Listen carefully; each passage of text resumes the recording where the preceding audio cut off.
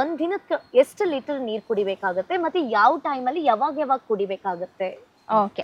So ಒಂದು ನೀರಿಗೆ ಬಂದು ಒಂದು ಕ್ಯಾಲ್ಕುಲೇಷನ್ ಇದೆ. ನಾವು ಆ ಕ್ಯಾಲ್ಕುಲೇಷನ್ಗೆ ಮುಂಚೆ ಒಂದಷ್ಟು ಡಿಸ್ಕಷನ್ ಮಾಡೋಣ. ಯಾವುದೇ ಮನುಷ್ಯಂಗೆ, ಈಗ ನಮಗಾದ್ರೂ ನಿಮ್ಗಾದ್ರೂ ನಿಂತ್ಕೊಂಡು ನಾವು ಕ್ಯಾಲ್ಕುಲೇಟ್ ಮಾಡ್ಕೊಂಡೆಲ್ಲ ಆಗಲ್ಲ.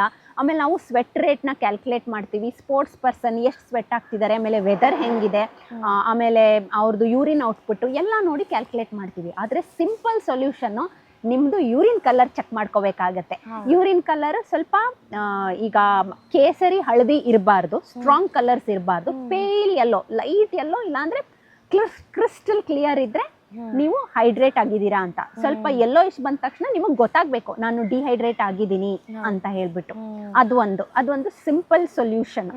ಇನ್ನೊಂದು ಬಂದು, ಈಗ ನಮ್ಮ ಡಿಹೈಡ್ರೇಷನ್ ನೀರಿಗೆ ತಗೊಂಡ್ರೆ ಎಷ್ಟೊಂದು ಜನಕ್ಕೆ BP ಜಾಸ್ತಿ ಆಗೋದೇ ಡಿಹೈಡ್ರೇಷನ್ ಇಂದ, ತಲೆನೋವು ಬರೋದು ಡಿಹೈಡ್ರೇಷನ್ ಇಂದ. ಆಮೇಲೆ ಈಗ ಎಷ್ಟೋ ವರ್ಕೌಟ್ ಮಾಡ್ತಿರ್ತಾರೆ, ಬಾಡಿ ಪೇನ್ ಜಾಸ್ತಿ ಇರುತ್ತೆ, ಎಸ್ಪೆಷಲಿ ಕಾಫ್ ಮಸಲ್ ಪೇನ್ಸ್ ಬರುತ್ತೆ, ಸೋರ್ನೆಸ್ ಬರುತ್ತೆ, ಇದೂ ಡಿಹೈಡ್ರೇಷನ್ ಇಂದನೇ.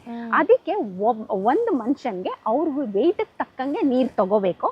ಅದ್ರ ಮೇಲೆ ನೀವೇನಾದ್ರೂ 1 hour ವರ್ಕೌಟ್ ಮಾಡ್ತಿದ್ರೆ ಪ್ಲಸ್ 500 ml, 2 hours ವರ್ಕೌಟ್ ಮಾಡ್ತಿದ್ರೆ ಆ 2 hours ಸ್ವಲ್ಪ ಎಲೆಕ್ಟ್ರೋಲೈಟ್ಸ್ ಅಂದರೆ ಸಾಲ್ಟು, ಶುಗರು, ಲೆಮನ್ನು, ಜ್ಯೂಸು, ಈ ಥರದನ್ನ ಒಂದು ಎಲೆಕ್ಟ್ರೋಲೈಟ್ ಕಾಂಬಿನೇಷನ್ ಅಲ್ಲಿ ನೀವು ತಗೋಬೇಕಾಗತ್ತೆ.